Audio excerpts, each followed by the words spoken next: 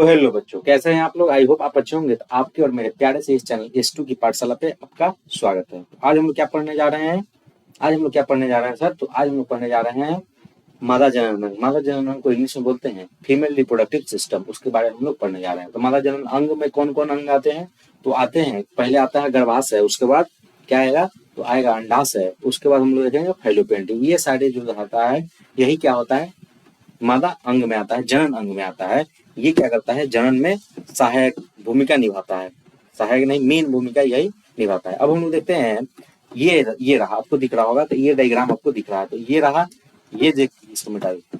ये देखिए, आपको दिख रहा है, ये रहा, इसको बोलते हैं सर, क्या बोलेंगे? तो अंडाशय। ये अंडाशय है। इसके ऊपर जो ये दिख रहा है संरचना, ये जो दिख रहा है संरचना, तो ये स्थिमस और किसको? एम्पुला और कीप को मिलाकर जो संरचना बोलता है, उसी को हम लोग बोलते हैं अंडवाहिनियां। अंडवाहिनियां को डिम्ब वाहिनियां भी बोलते हैं, और इसको हम लोग फैलोपियन ट्यूब भी बोलते हैं। सर क्या बोलेंगे? तो फैलोपियन न लिखे, या फैलोपियन ट्यूब भी बोलते हैं। ये होता है।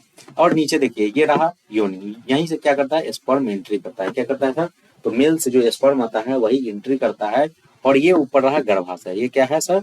तो ये गर्भाशय है। तो कैसे काम करता है? तो यहाँ से ऊपर गया, ये जाके क्या करेगा? आगे जाएगा, यहाँ पे इधर स्थिमस साइड का जो बड़ा रीजन होता है, वहीं पे क्या करता है? निषेचन होता है। क्यों निषेचन होता है? तो यहाँ से ये जो दिख रहे हैं अंडाशय, ये जो डिम्ब ग्रंथि देख रहे हैं, यहीं से क्या निकलता है? एग निकलता है। एग जैसे निकलेगा तो एक फिंगर जैसा स्ट्रक्चर दिख रहा है, वो क्या करता है? उसको पकड़ लेता है, कैप्चर करेगा, ऊपर भेज देगा। ऊपर जैसे जैसे जाता है तो वहां पे इसके अंदर क्या होता है? इसके अंदर जो संरचना होता है वो क्या होता है? सीलिया जैसा संरचना होता है, उपकला बोलते हैं। हिंदी में क्या बोलेंगे? उपकला रहता है। वो क्या करता है? ऊपर उसको भेजता है। जैसे ब्रश देखें आप, ब्रश, तो ब्रश में जैसे ऐसे ये ब्रश है, तो यहाँ कुछ आएगा तो वैसे ऐसे ऐसे चलता है। जैसे आप ब्रश करते हैं, दांत के अंदर कुछ फंस जाता है तो ब्रश करते हैं तो उधर से निकल जाता है ना, निकलता है ना। तो जब उसका मूवमेंट होता है उसी टाइप से, तो जब इसका मूवमेंट होगा तो यहाँ पे क्या है? एग है। तो ऊपर धीरे धीरे ये क्या करता है? ऊपर जाता है। ये धीरे धीरे आगे पहुंचा के इधर इम्प्लांटेशन करता है। क्या करेगा? इम्प्लांटेशन। यही सब प्रक्रियाओं को हम लोग को क्या करना है सर? पढ़ना है। ठीक है, तो चलिए हम लोग शुरू करते हैं। आपको दिख रहा होगा, क्या दिख रहा होगा? तो ये संरचना है। तो ये ऐसी संरचना है जो बहुत महत्वपूर्ण है। क्या है सर? तो बहुत महत्वपूर्ण है। ये जो क्या करता है? तो ये अंडे का उत्पाद क्या करता है? अंडे को उत्पन्न करता है, और निषेचन के लिए एक क्या करता है? स्थान प्रदान करता है, और भ्रूण का विकास करता है। जो मादा जनन अंग है, ये सारी संरचनाएं करती है, अंडे का निर्माण करेगी। उन अंडा जो परिपक्व होगा वो क्या जाएगा? निषेचन करेगा। निषेचन करने के बाद क्या करेगा? तो सर इम्प्लांटेशन करेगा। इम्प्लांटेशन करने के बाद क्या करेगा? एक शिशु का निर्माण करता है, भ्रूण का निर्माण करेगा। भ्रूण डेवलप होकर क्या करता है? शिशु। शिशु क्या करेगा बाद में? शिशु का क्या होगा? तो जन्म होता है। माता के शरीर से क्या होता है? उसका जन्म होता है। यही हम लोग प्रक्रिया, इसी के बारे में हम लोग क्या करना है? तो ये बहुत महत्वपूर्ण और जटिल क्या है? एक जटिल संरचना क्या है? जटिल प्रक्रिया है। तो ये चीज को हम लोग देखने जा रहे हैं। तो आपको दिख रहा होगा, पहले हम लोग देखते हैं सर अंडाशय के बारे में। अंडाशय होता क्या है? आपको दिख रहा होगा अंडाशय। तो अंडाशय क्या होता है? दो दो होता है। कितना होता है? दो। अगर जोड़ी में बोलेंगे तो एक जोड़ी। एक जोड़ी बैल मतलब कितना होता है सर? तो दो गो बैल। तो वैसा ही एक जोड़ी अंडाशय मतलब, अंडाशय को इंग्लिश में क्या बोलते हैं सर? तो ओवरी बोलते हैं। ओवरा नहीं बोलिएगा, क्या बोलते हैं? ओवरी। ओवरी क्या होता है? एक जोड़ी होता है, मतलब दूगो होगा। कितना होगा सर? दूगो। एक जोड़ी बैल मतलब दूगो बैल, वैसे ही होता है। एक जोड़ी मतलब दूगो, तो दूगो होता है। कहाँ होता है? तो इसका हम लोग लोकेशन देखते हैं सर। तो लोकेशन कहाँ होगा? तो ये उदर गुहा के नीचे होता है। कहाँ होता है? दोनों तरफ होता है। उदर गुहा के नीचे अवस्थित रहता है, नीचे भाग में होता है। तो इसका क्या काम है? ये युग्मक का क्या करता है? युग्मक बनाता है। युग्मक मतलब क्या? युग्मक मतलब कि एक, युग्मनज मतलब दो। जब निषेचन होगा तब युग्मनज बनाएगा, तो युग्मक बनाएगा। एन बनाता है। ये क्या बनाएगा? हेप्लॉइड बनाता है, समझना। वो अंडा कहलाता है। क्या कहलाता है? ओवम कहलाता है। ठीक है। ओवरी क्या बनाता है? ओवम बनाता है। उसको हिंदी में क्या बोलेंगे? अंडा का बनाता है ना। यही उसका काम है। इससे कुछ हार्मोन निकलते हैं। हम लोग पहले से पढ़ते आ रहे हैं कि महिला में मेंस्ट्रुअल साइकिल कराना या अंडोत्सर्ग को कराना, अंडा को निकलना, कौन सा हार्मोन का काम होता है? तो एस्ट्रोजन। इसमें दो हार्मोन निकलते हैं। एक को बोलते हैं एस्ट्रोजन, दूसरा क्या होता है सर? तो प्रोजेस्टेरॉन। एस्ट्रोजन और प्रोजेस्टेरॉन का क्या होता है? स्राव होता है। यहाँ से क्या होता है? स्राव होता है।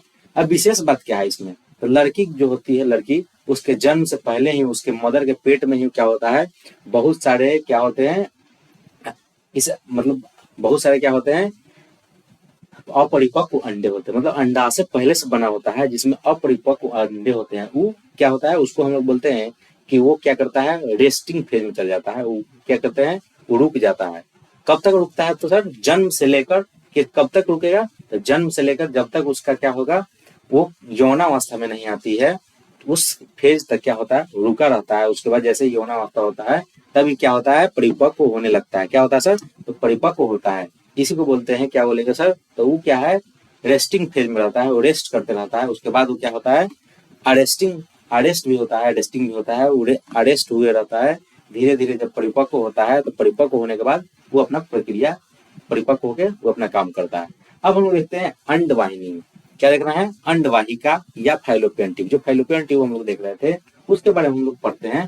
तो फाइलोपियन ट्यूब जो होता है, फाइलोपियन ट्यूब क्या है, तो फाइलोपियन ट्यूब ये रहा, ये जो संरचना देख रहे हैं यही क्या है, फाइलोपियन ट्यूब। ये अभी आपको संरचना दिख रहा है। तो ये जो देख रहे हैं ये कितना होता है, 4 से 5 इंच का होता है। इसकी लंबाई कितनी होती है, 4 से 5 इंच। ये सब आप देख सकते हैं। यह अंडाशय को क्या करता है, गर्भाशय से जोड़ता है। अंडाशय को क्या करेगा सर, तो गर्भाशय से जोड़ेगा। कैसे जोड़ता है, तो देखिए ये रहा अंडाशय, ये जो दिख रहा है ये रहा अंडाशय, ये रहा अंडाशय, और इसको गर्भाशय से क्या करेगा, जोड़ता है। ये इसका काम होता है, किसका, तो फाइलोपियन ट्यूब का इसका काम होता है।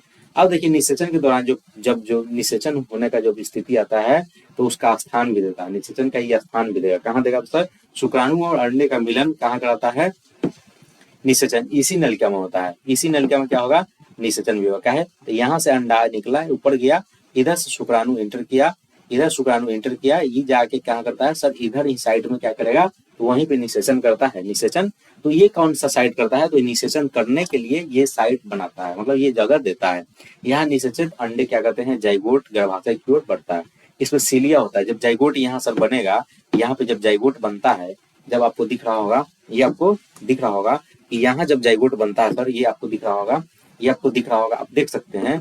ये जब देख रहे हैं आप, आपको दिख रहा है, तो यहाँ जब जाइगोट बनता है सर, तो ये धीरे धीरे धीरे धीरे ये क्या करता है, गर्भाशय की ओर भेजता है। क्या करेगा, तो गर्भाशय की ओर भेजता है। यही इसका क्या काम होता है। तो इसके अंदर जो गर्भाशय भेजता है, सपोज ये गर्भाशय की नलिका है, तो यहाँ पे सिलियरी मसल्स होगा, छोटा छोटा क्या रहेगा, सिलियरी मसल्स। ऐसा ये क्या करेगा, मूवमेंट करेगा, आगे भेजेगा, फिर ऐसे करेगा। तो ये कहाँ भेजता है, तो ये भेजता है सर गर्भाशय में। कहाँ भेजेगा, तो गर्भाशय में क्या होता है, इम्प्लांटेशन होता है, तो वहीं भेजता है। अब हम लोग देखते हैं गर्भाशय का क्या काम है, गर्भाशय होता कहाँ है, ये सब चीज हम लोग देखते हैं।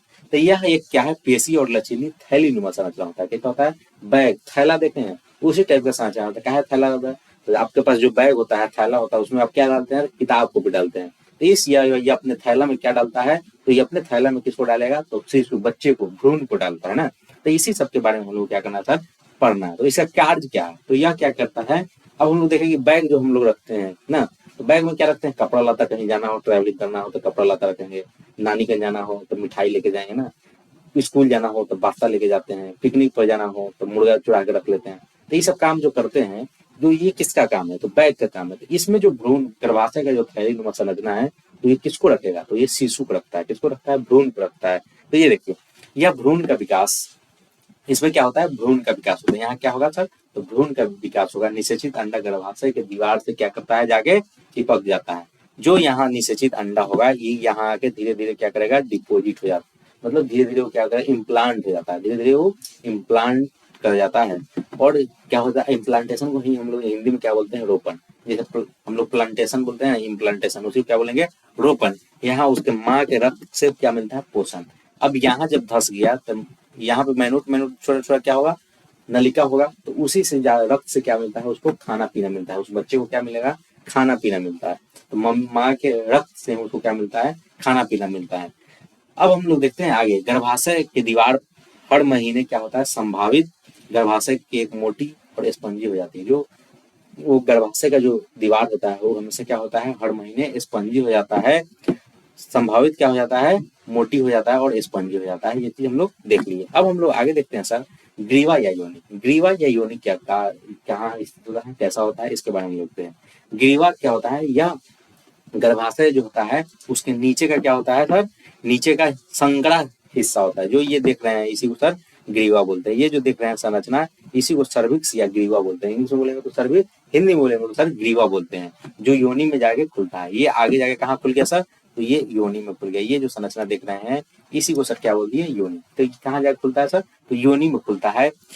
यह वह मार्ग है जिससे क्या होता है, जिसके माध्यम से क्या होता है, मैथुन के समय क्या जाता है, शुक्राणु अंदर इंटर करता है ये जो यहाँ जो क्या होगा, शुक्राणु यहाँ से इंटर करेगा किसके दौरान, तो मैथुन क्रिया के दौरान क्या करता है, शुक्राणु इसमें इंटर करता है। क्या करेगा, शुक्राणु इसमें इंटर करता है या शरीर के भीतर प्रवेश करता है। कहाँ प्रवेश करेगा, तो शरीर के भीतर। इसे हम लोग बर्थ कैनाल भी बोलते हैं। बर्थ कैनाल क्यों बोलते हैं, तो इसी से जब शिशु परिपक्व हो जाएगा, 9 महीने तक रह जाएगा। अच्छा बताइए, शिशु का जो गर्भ, ये जो गर्भ में कितने दिन का रहता है, तो गर्भकाल तो कितने दिन का होता है, 9 महीना। अगर हम इसको हम लोग दिन में कैलकुलेट करते हैं तो 280 दिन होता है ना। तो ये जो संरचना आप देख रहे हैं, तो इसके अंदर क्या होता है, अंदर की ओर जाता है। इसी को हम लोग क्या बोलते हैं सर, तो बर्थ कैनाल। क्या बोलेंगे, बर्थ कैनाल। तो बर्थ कैनाल में कौन कौन इन्वॉल्व हो गया, सर्विक्स भी हो गया, इधर क्या हो गया, यूट्रस भी हो गया, नहीं ये गर्भाशय और ये वेजाइना भी हो गया। तो ये सब क्या होते हैं सर, तो यही सब क्या होते हैं, बर्थ कैनाल कहलाते हैं।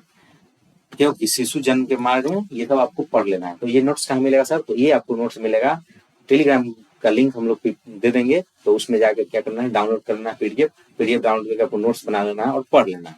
चलिए हम लोग आगे देखते हैं। आगे हम लोग देखना है निषेचन। निषेचन क्या होता है ना, तो निषेचन जो होता है, यह अंडा और शुक्राणु का मिलन होता है ना। एक लड़का है एक लड़की है, दोनों कपल्स का जो मिलन होगा उसी को हम लोग निषेचन बोलते हैं ना।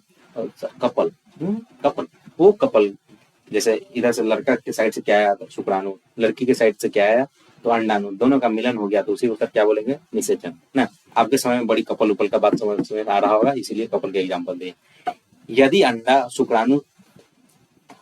और शुक्राणु मिलते हैं तो जाइगोट बनता है।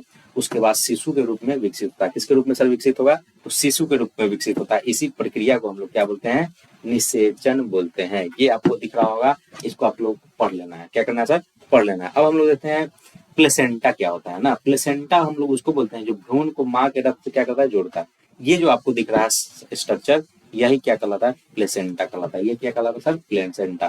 तो प्लेसेंटा कैसे काम करता है, तो ये क्या कर रहा है, ये यूट्रस से और इसको बच्चे के जो ये जो देख रहे हैं फीटस का जो है, जिस अति में है, ये जो जिसमें है क्या, ये जो दिख रहा है स्ट्रक्चर, ये जो स्ट्रक्चर दिख रहा है, इसी को क्या करता है, अटैक करता है। मतलब प्लेसेंटा और इसको यूट्रस को दोनों को ऐसे ग्रिप जैसे फंसाता है। तो ये जब परिपक्व हो जाता है, धीरे धीरे ग्रिप छूट जाता है। तो ये इससे अटैचमेंट हट गया तो बच्चे का जन्म होता है। इसी को हम लोग क्या बोलते हैं, पोषण बोलते हैं। प्लेसेंटा से ही जो जुड़ा होता है उसी में क्या होता है, तो ये दिख रहा है इम्बिलिकल कॉर्ड। इसी से क्या होता है, इम्बिलिकल कॉर्ड को हम लोग क्या बोलते हैं हिंदी में, नॉड। तो उसी से नॉड के माध्यम से क्या होता है, उसी के माध्यम से क्या होता है, बच्चे को भोजन जाता है, कार्बन डाइऑक्साइड एक्सचेंज होता है, गैसों का एक्सचेंज होता है, और ये क्या करता है, पोषण भी मिलता है। इसे विशेष क्या बोलते हैं, तस्तरी नुमा संरचना होती है। कैसा होता है, तो तस्तरी नुमा संरचना है। कैसा सर, तो तस्तरी नुमा संरचना होता है। इसे प्लेसेंटा कहते हैं। इसे क्या बोलेंगे, प्लेसेंटा बोलेंगे। जो गर्भाशय की भीतरी धंसा रहे हैं, गर्भाशय में क्या होता है, भीतर की ओर धंसा रहता है ना, ऐसे धंसा रहता है। इसी को हम क्या बोलते हैं, प्लेसेंटा बोलते हैं।